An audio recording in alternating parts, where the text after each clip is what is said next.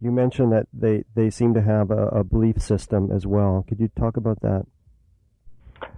It's the Illuminati is the continuation of the mystery religions. As someone who becomes an adept of the Illuminati, they have to learn a whole series of paths. They give the different types of occult knowledge names from the 12 apostles of Judas, plus the 13th is called the Holy Grail. So, as these men and women become very skilled in occult knowledge, and I'm not sure how much I should go into that, but I guess what I'm trying to say is that they'll be trained in alchemy, they'll be trained in Indian sorcery, they'll be trained in Druidism, Enochian magic, Gnosticism, Hermetic magic, Kabbalism, Plato, Sufism. They'll know all the different branches of occultism. You've got different levels that people operate within the Illuminati. There's the anarchy level, which is your common witchcraft covens, and then you got your hierarchy level. And on the anarchy level, there are thousands and thousands of covens. In fact, I have listed the addresses and the names of hundreds of these in one of my book of these covens. These covens are very eclectic. They can have their own traditions, their own rituals.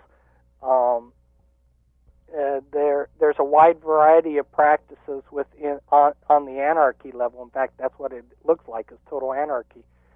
One doesn't see any connection. If you're programmed to multiple, you can function at many different levels, and you can have one personality that's in this coven, and another personality that's in that coven, and this personality that's in the Masonic Lodge, and this personality that participates in this hierarchy ceremony, and another personality that participates in another satanic ritual. It's very broken up. So one of the reasons why it's not easy to answer your question is basically everything we understood about human behavior and how to gauge or judge people is obsolete, because the mind control, by creating programmed multiple personalities, has made all of our ways of judging people obsolete. And so a person within the Illuminati, the supreme goal of somebody in the Illuminati is to balance their good deeds with their bad deeds. They're dualists. They're Luciferians at the highest level. And that's why your greatest philanthropist will very often be your highest ranking Satanist, because what they're trying to do with their philanthropy, which a lot of their philanthropy is self-serving, when you actually look at it, it's not as generous as it appears at first, but they're trying to do good deeds and then balance those with their bad deeds, because they believe in balance in their religion. It's a Gnostic Luciferianism. Now, I'd like to talk about the mind control that the Illuminati have used and the techniques therein. What is your understanding of how they have used mind control, and what form of mind control? The word that I like to use is total mind control, because it totally controls the person's body, soul, and spirit. And the common person out there has never really imagined that something so all-encompassing or so horrendous or so totally powerful as even exists. And when I say mind control, some people think, oh, television, yeah, or they think, oh, yeah, subliminals. No, I'm talking about something that's 1,000 or 10,000 times more powerful. this mind control is totally undetectable, and it totally controls the person, and it uses every known technique of controlling a person wrapped up in a sophisticated group package. And you have 100 techniques wrapped up together like that. You make a package deal that totally locks the victim in to the control. So can you talk about some of these techniques individually and how they were used as the group package? Yeah. When I started out to describe to people what was going on, I had files and files. I had about 150 files of different techniques. And I was thinking to myself, well, I can't talk about 150 techniques. That's too overwhelming for people. And so I thought, and I realized that all of these techniques broke down into 12 sciences. One of the sciences is the science of trauma and torture. Another science is how to use drugs, apply drugs to control a person, and another science that they have is their ability to use different mental states, which is hypnosis, dissociation, the trance states. Another one of their sciences is their skill at deceiving people and deceiving the victim themselves. One needs to understand, the listener needs to understand that these victims of Illuminati mind control do not even know themselves that they're under control. And there's a science of using spiritual things to control a person. In fact, actually, that is the perhaps one of the major, if not the most major, method of controlling a person. One of the things it's not politically popular for today for people in science to admit that mankind has a spiritual side to them, but humans do have a spiritual side to them. And the Illuminati understand how to spiritually control someone. Their understanding of that has boggled my mind. They have only allowed the common people, even the Christian people, a lot of our ministers only understand the crumbs have only gotten the crumbs, so to speak, on how to develop a person spiritually. And how do you feel that they have developed this and gained this knowledge? Well, a lot of it began back in the sleep temples of the Egyptians. We go back to your Egyptian priesthood and the mystery religions. They were already learning at that time how to use electric shock. They used electric eels and other things to electrically shock people. They had already started to learn the use of drugs and herbs to create altered states and to control people. These were secrets, though, that were very closely guarded by these Illuminati families and their mystery religion priesthoods. But they continued to develop these over the centuries. They want the traumatization to begin very early on because they want somebody who can trance out and disassociate from the pain. So you're probably familiar, and the listeners are probably familiar with the Indian fakers, the holy men in India who can walk on coals and stick pins in them and sleep on beds of nails. Well, this actually happens. Well, how does it happen? It's because they are able to disassociate and go into a trance state. And that's an altered state. The Illuminati want to create individuals who are able to disassociate very well, because that's part of the requirement to have the ability to become a multiple personality. And that is the purpose of the traumatization, is to create that dissociation? Yeah, that's one of the purposes. And what is the what is the importance of dissociation then within the total mind control? It's extremely important.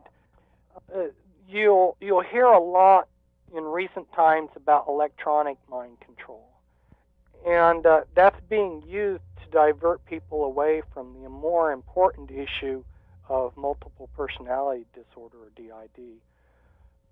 The ability to create multiple personalities that are programmed is extremely important.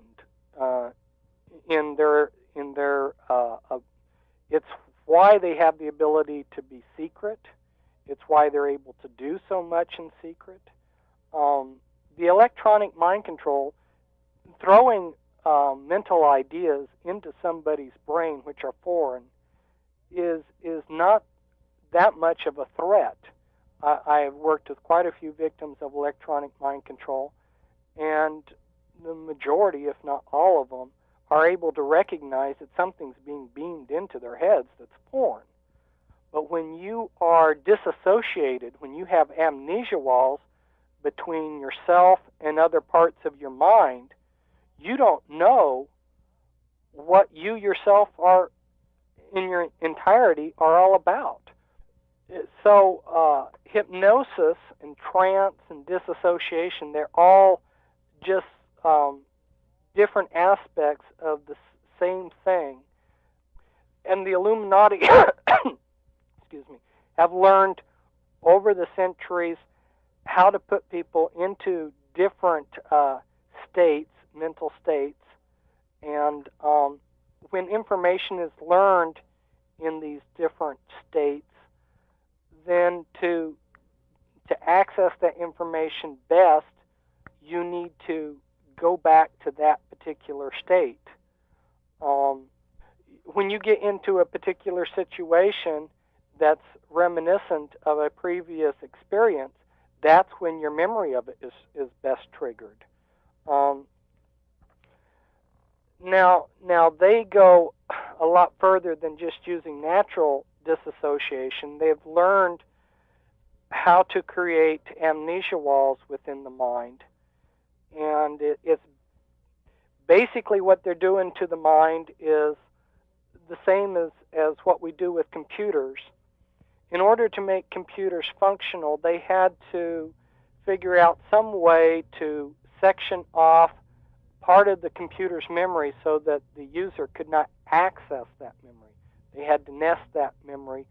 In human terms, you could say there's an amnesia wall there. How to build walls in the mind to mentally section off the mind.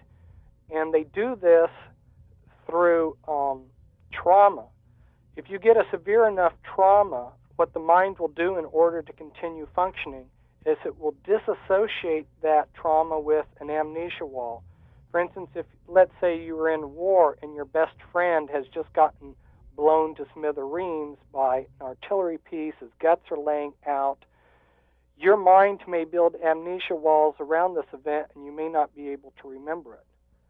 So the worse the trauma, the better the amnesia walls. So the Illuminati take a small child at about 2 and they begin traumatizing it with the worst traumas that are imaginable so that they can create these amnesia walls.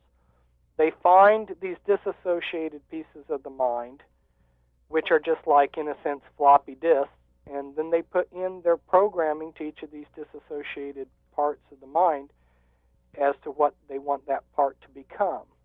Some of these parts they make into personalities, and so they create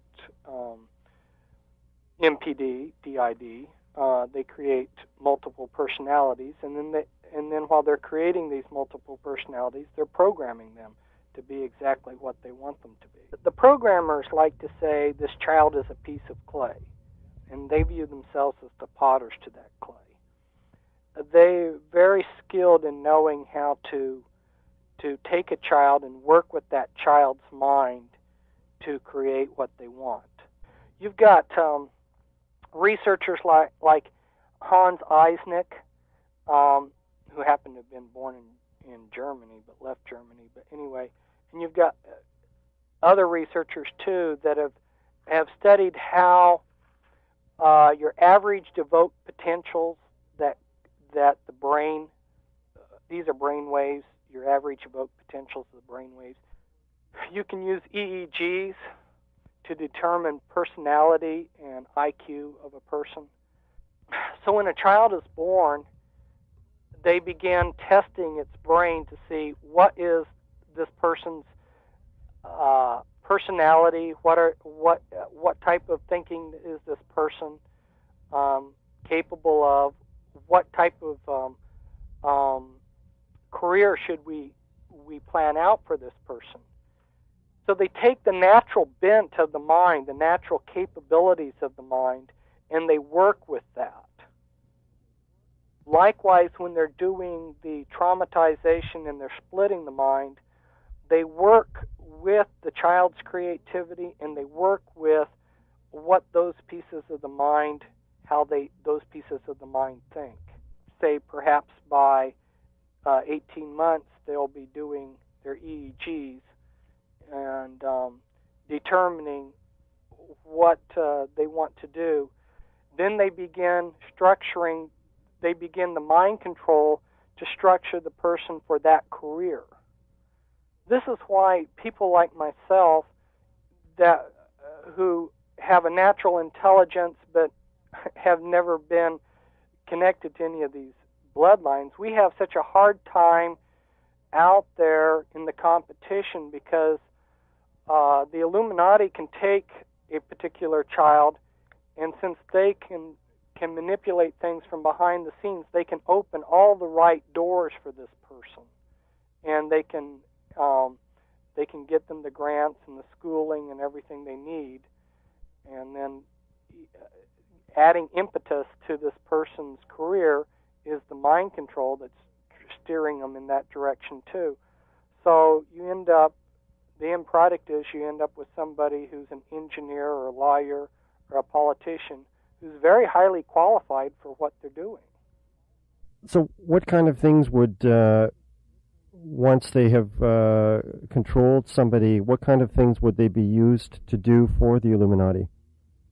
The mind control, this is something that, again, has not been brought out very well by other people, and maybe it's just simply because they're not aware of it. But the mind control is not just to create somebody who's a sexual slave, but it's to infiltrate and control society across the board.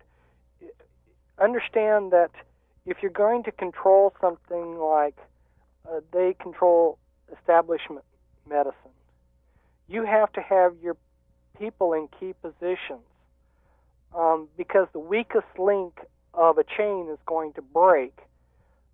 So you can't have any weak links. So they salt their people throughout society in general, from the gutter to the castles. But like, let's say you're trying to control medicine because the establishment medical system brings them in lots of money, and the medical establishment, as you may know, is very powerful. So you have to have control of the entire spectrum of things, the hospitals, what kind of health care is going to be available, the type of training that the doctors are going to get. They've created secret strike forces like the CCHI and the NCHF. All of this requires mind-controlled slaves being salted in throughout the entire system. If you had one weak link, the control is, for instance, if you have somebody who's practicing alternative medicine and you don't control the judicial system, let's say he's a homeopathic doctor and he's arrested on false charges, well, you're not going to be able to convict him if you're not controlling the judicial system. So, again, like I say, you've got to have this vast secret apparatus. And this is why it becomes, until people understand the mind control, they can't understand how there could possibly be the type of control that they have. Right. So I guess in order to understand like how they are able to control these people that they have put in key positions in society, we do have to talk more about the techniques of mind control, and maybe we can go into that now of how they are able to effect control over these people. For example, the trauma. Well, yeah, the trauma would be used for a whole number of reasons. When you traumatize somebody, where you traumatize them to the point where they almost die, or actually, to be more specific, they actually do kill these people, but they know exactly how many seconds they can allow them to be killed and still bring them back to life. So they manipulate near-death experiences. They have that down to a science. What that trauma does is it puts the brain back into a survival mode.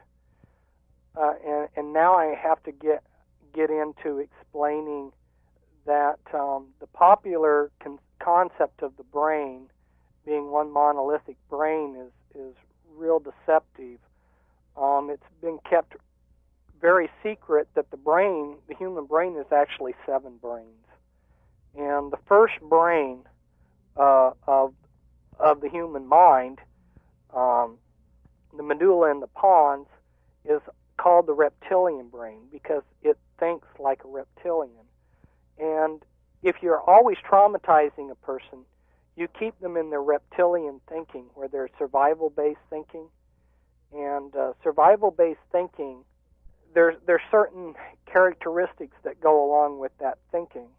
The trauma can be used to keep somebody within their survival-based thinking. It also creates fear, and there's a whole series of things that spiritually happen to a person when they get caught up in fear.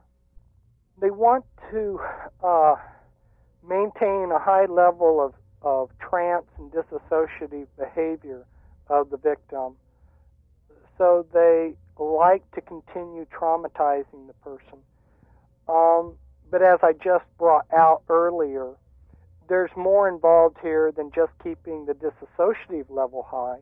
You're also trying to maintain the person to stay in the reptilian survival-based thinking. You're also trying to keep them having a spirit of fear controlling their life. The parents of the children that are being programmed are secretly trained in how to abuse their children so that they can help keep their children very dissociative. Each one of those personalities has been given a separate history, a separate personality, has its own likes, dislikes. And what you've done is you've turned what was one person into a whole city of people. And the only way that the mind of the slave can function is if it relies upon the master to give it some stability. Imagine if your mind was a whole series of competing persons, each with their own ideas and likes and dislikes. The only way to bring some order out of the chaos would be to have some controlling entity controlling that chaos. And some of the slaves that reach the point of actually becoming aware that they are multiples, on the deeper levels, realize that they need the mind control for their minds not to break down into total craziness. Another way of looking at it is is what the Illuminati are doing are creating controlled insanity, in that for these victims of the mind control to endure the horrific trauma that's given to them, they have to isolate their memories of that trauma, and the parts of the mind that have to pick up some of that trauma, some of those parts in essence, and if those walls of disassociation break down, then the other parts of the mind are going to have to deal with a lot of garbage. Why do you think they needed so many identities to be put in place?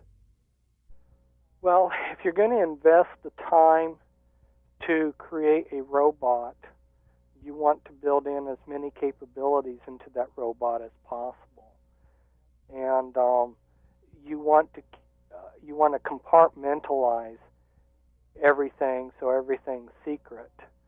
One of the reasons why intelligence agencies function so well, like for instance the CIA, is that they compartmentalize everything. You only know on a need-to-know basis. Well, they do the same with these people's minds. A slave may function on many different levels. He's got his front, which they create the best front possible. That's his everyday life, or her everyday life. But then they may want to use that person for drug smuggling, money laundering, carrying messages, performing satanic rituals, producing porn movies, assassinating somebody, spying on somebody. In order for that city of people to function, you have to have different jobs. You'll have some of the older personalities taking care of baby personalities internally in the person's mind. So you've got functions, you've got gatekeepers, you've got hierarchy alters that are controlling other alters. You've got a hierarchy of personalities. What you're doing is that's a whole, and that's a whole science in itself on how to structure the disassociated parts of the mind.